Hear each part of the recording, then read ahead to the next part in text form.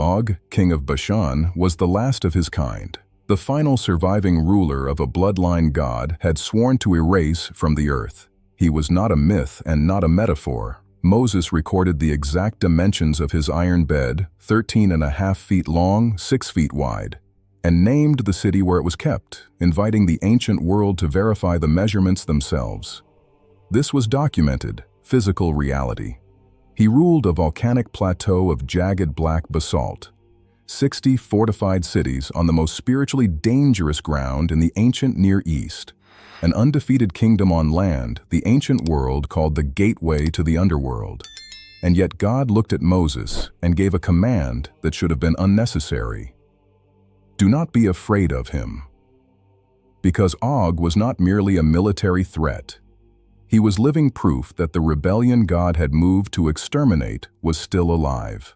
To understand who Og was, you must first understand what the Rephaim were. And to understand what the Rephaim were, you must go back, not 40 years, not 400 years, but to the opening chapters of Genesis, where the foundations of this story were quietly and catastrophically laid. Genesis chapter 6 introduces one of the most debated, most studied, and most carefully avoided passages in all of Scripture. The text describes a moment before the flood when certain beings, identified as the sons of God, came down and took human women as wives. The offspring of these unions were called the Nephilim. The Hebrew word carries connotations of falling, of being cast down, of something immense and terrifying that did not belong in the natural order of creation. The ancient Jewish writers who preserved and interpreted this text understood these beings as giants, physically enormous, militarily devastating, spiritually corrupted at the genetic level. The flood came. The waters covered the earth.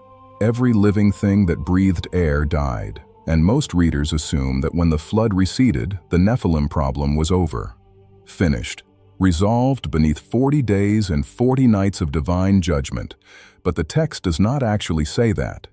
What the text shows us in the chapters that follow is that the problem persisted, not in the same form, not at the same scale, but the ancient world that emerged after the flood still contained something the biblical writers called the Rephaim, a term used consistently to describe a race of giant warrior kings who occupied specific territories in the ancient Near East, who were connected by lineage and by spiritual identity to the pre-flood catastrophe that had nearly ended the human story before it properly began. Og of Bashan was the last of them. Not the last giant in a casual sense, not simply a very tall man from a tribe of tall men. He was, according to the biblical record, the final surviving king of the Rephaim bloodline, the last living embodiment of a corruption that predated Moses, predated Abraham, predated the flood itself. When Israel turned toward Bashan, they were not marching to conquer a city. They were marching toward the end of something ancient and monstrous that had been waiting for them. Now consider who Israel was at this moment. Consider what they were. They were not a professional military force.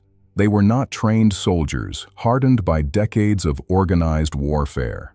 They were the descendants of slaves, men and women whose parents and grandparents had spent 400 years in Egyptian bondage, building cities for Pharaoh, learning obedience rather than warfare. They had spent 40 years wandering in the Sinai desert after the first generation collapsed in fear and refused to enter the land. That first generation, the one that stood at the edge of Canaan and sent 12 spies into the territory to scout the land, that generation had seen the giants, and they had broken. The spies came back with a report that paralyzed an entire nation.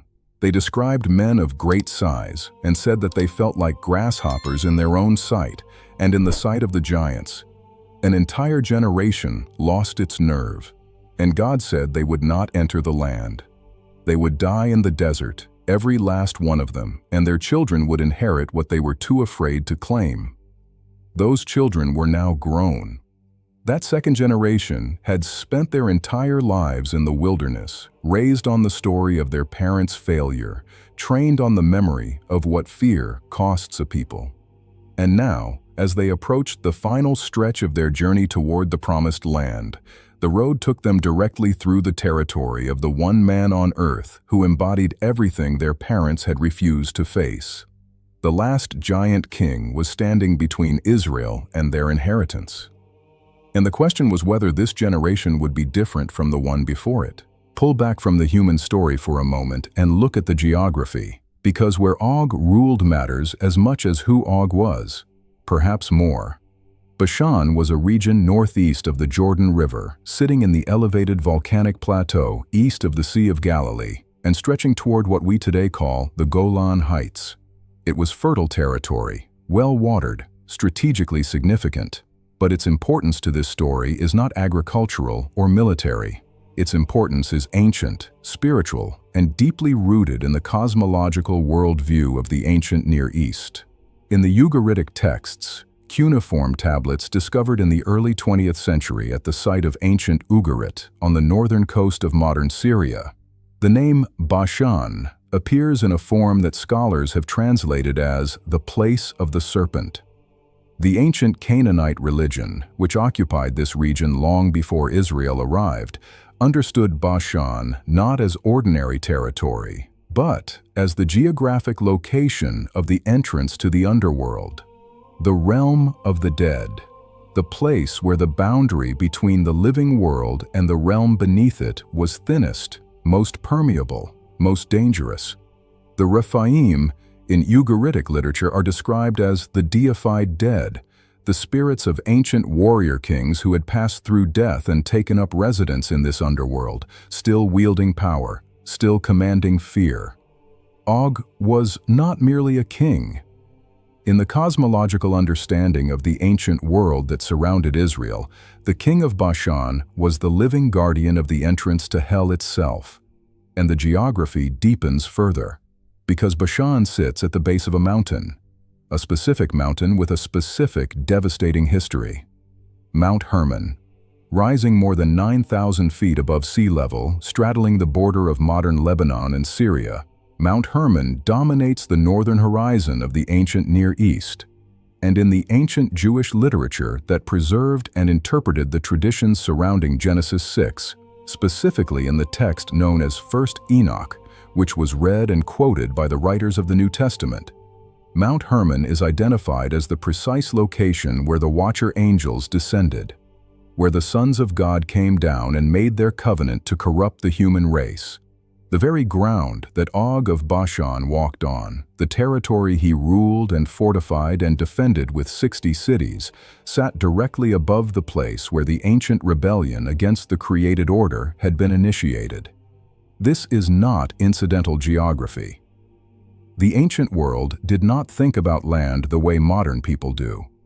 In the biblical and Near Eastern worldview, territory was not simply real estate. It was spiritually governed. Nations were assigned to divine beings. Specific mountains were understood as the dwelling places of specific gods. And Mount Hermon, the Bashan Plateau, the volcanic black rock landscape of that region, all of it was understood as ground that had been claimed by something that had set itself in direct opposition to the God of Israel. Og was not just a giant warlord sitting on a throne in a fortified city. He was the living human representative of the most ancient and most concentrated pocket of spiritual rebellion on the face of the earth. His 60 cities were not just military fortifications. They were the infrastructure of an ancient spiritual claim over the most contested ground in the ancient world. When God told Moses to march into Bashan, he was not simply expanding Israel's territorial borders. He was ordering a direct assault on the geographic nerve center of the cosmic rebellion that had begun before the flood and had not yet been fully answered. Numbers chapter 21 records the moment when Israel turns toward Bashan. The text is sparse, precise, and deliberately unglamorous. Og, king of Bashan, came out against them, he and all his people, to battle at Edrei. Read that carefully. Og came out to meet them. The last giant king did not wait behind his walls. He did not send ambassadors or emissaries. He marched out personally at the head of his forces to confront the advancing column of Israel.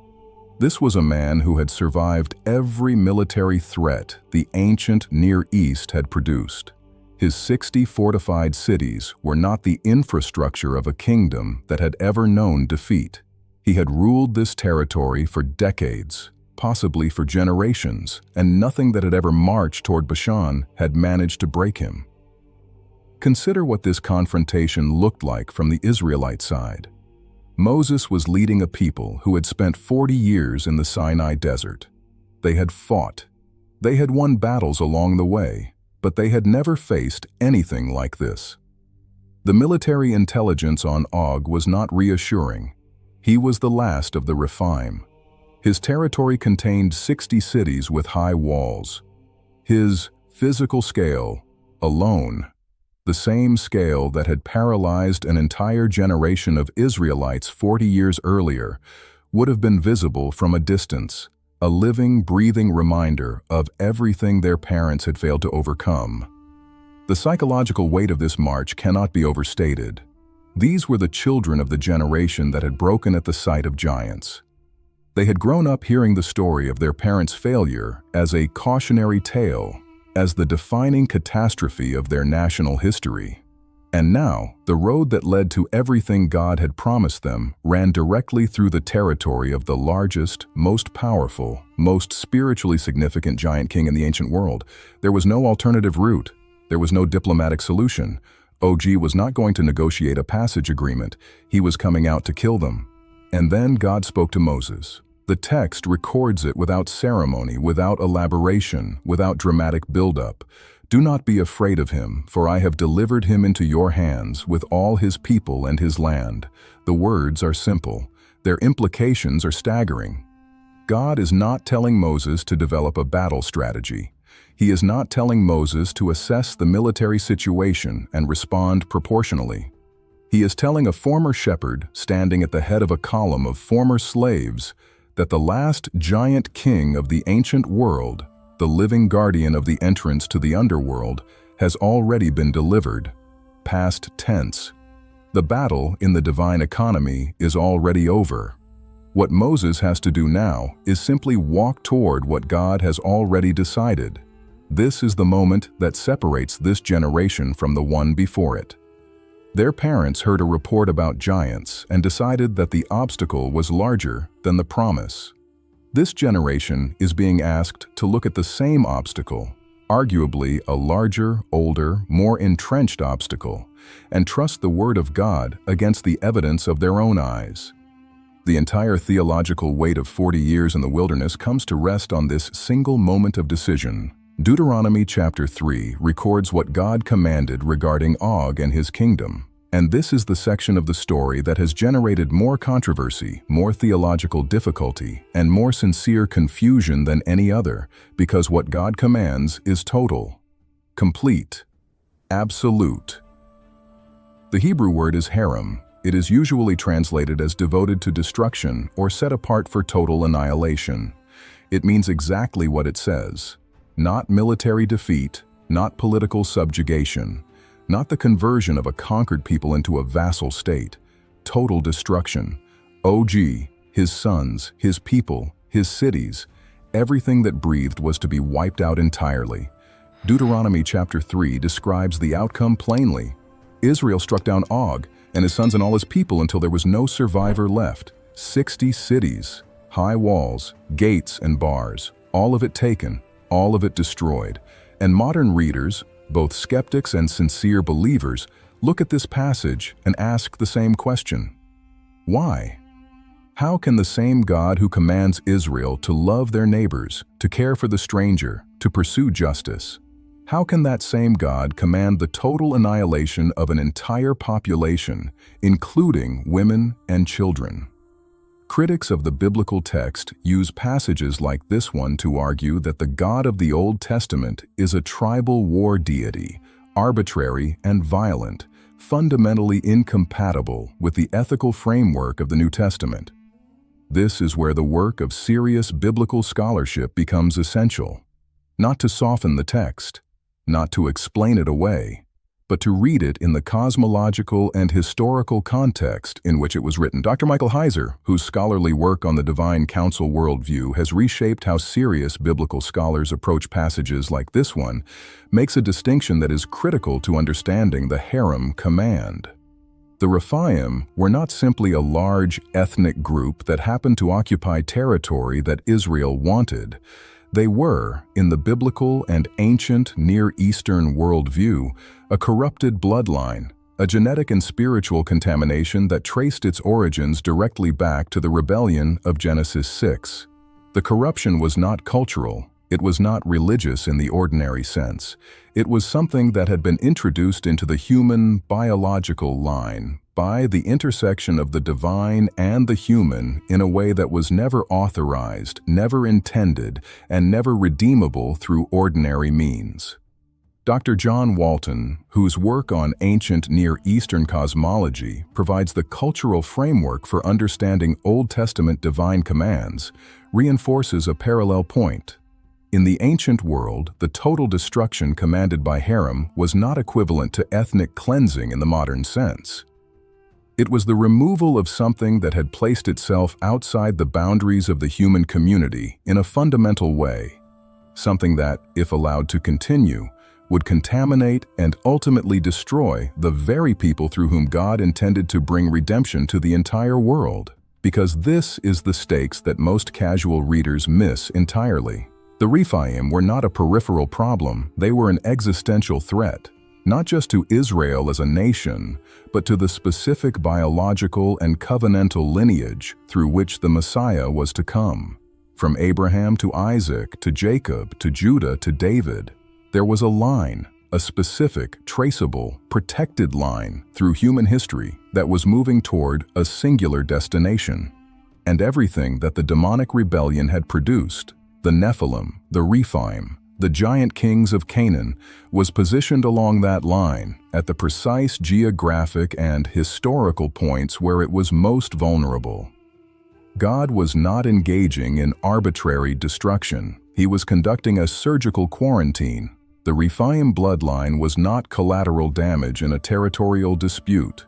It was the primary target of a divine operation designed to preserve the one thread running through human history that would eventually produce the salvation of the entire human race.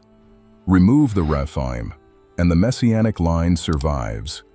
Allow the Rephaim to persist, to intermarry, to corrupt the covenantal community of Israel, and everything that was being prepared, everything that the entire Old Testament is building toward, is threatened at its biological and spiritual root.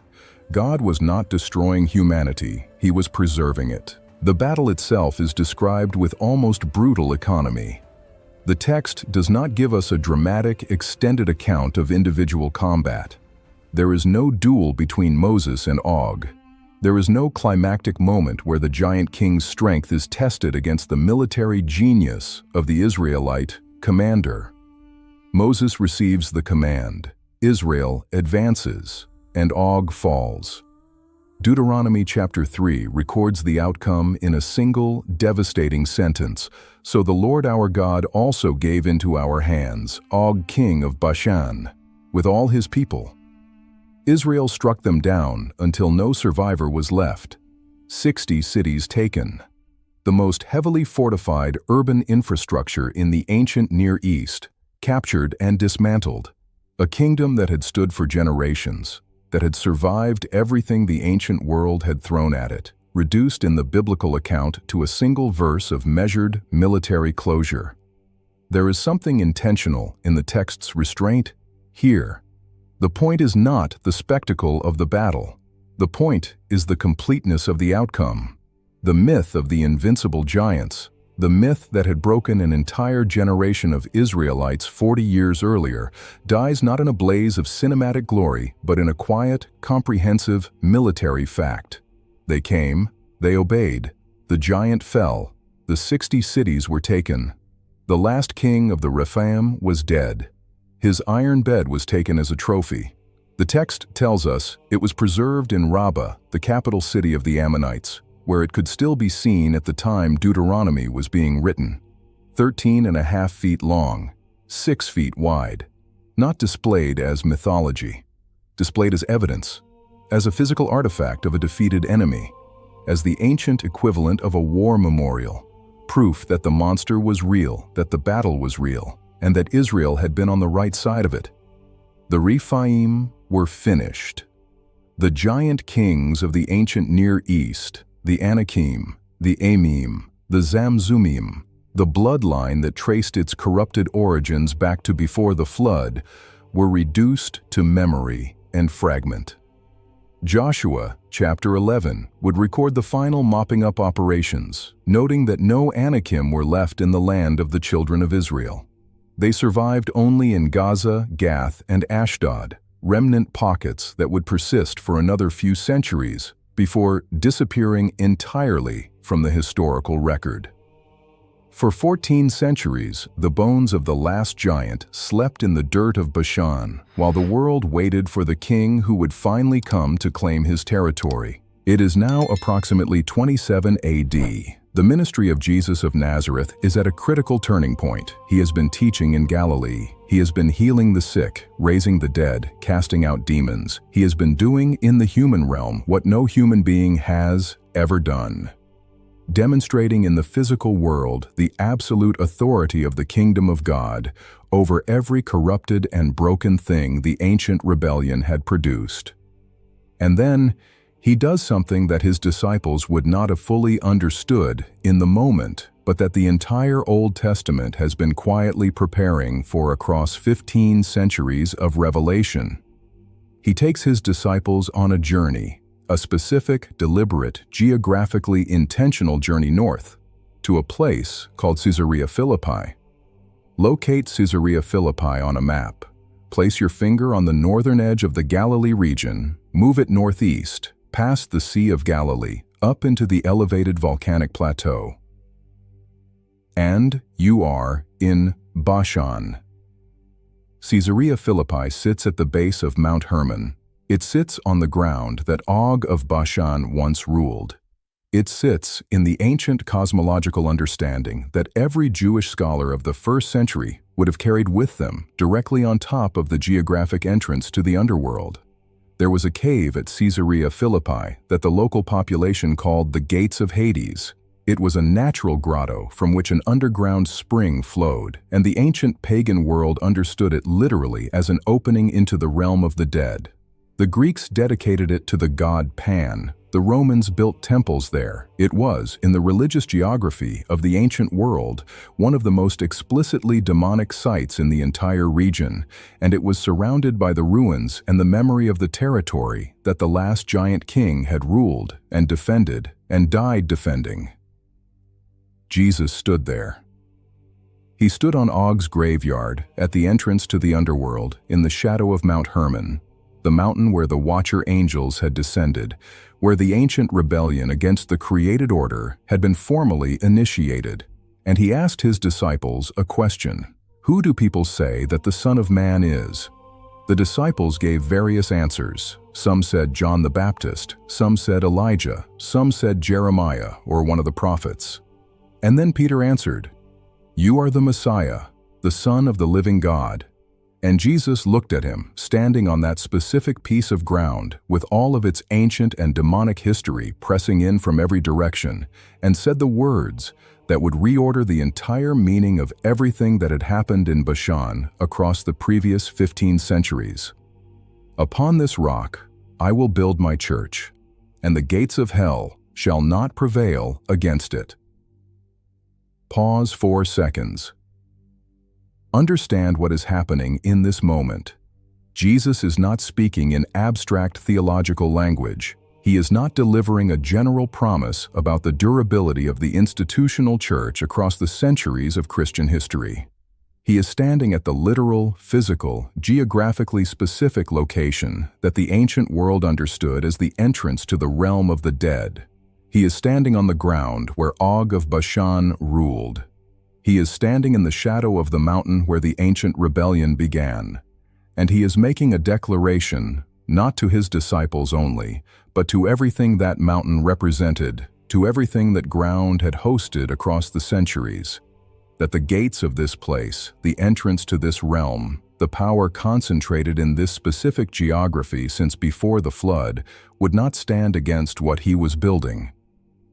Moses had come to Bashan with an army of former slaves and taken it by the command of God. He had broken the military power of the last giant king and established that Yahweh's authority was absolute even over the most heavily fortified seat of ancient spiritual rebellion. But what Moses accomplished was military and temporal. It cleared the land. It ended the bloodline. It removed the physical threat to the covenantal community. What it could not do was descend into the realm of the dead itself, into the underworld that the Canaanites and the ancient world believed lay beneath that volcanic ground, and claim authority there as well. Jesus was announcing that he would do exactly that, not by military conquest, not by the force of an army, but by the same obedience to the Father that Moses had demonstrated when he turned toward Bashan and advanced despite everything his eyes told him about the impossibility of the task. Jesus was about to walk into death itself, intentionally, sovereignly, with complete understanding of what he was doing, and come out the other side with the keys to the very realm that Og of Bashan had spent his life guarding the entrance to. The giant's bed was a museum piece in Rabbah. The giant's bones were dust in the soil of Bashan. The 60 fortified cities were long since taken and repurposed. And now the Son of God was standing on the ruins of everything the ancient rebellion had built and announcing that the final assault was not coming. It had already been decided. The gates of hell would not prevail, not because of the strength of the army marching against them, but because the king who was building his church had already determined the outcome before the battle began, just as God had told Moses in the same territory 14 centuries earlier. I have delivered him into your hands. The story of Og of Bashan does not end in the dirt of Edrei. It does not end with an iron bed on display in an Ammonite capital city.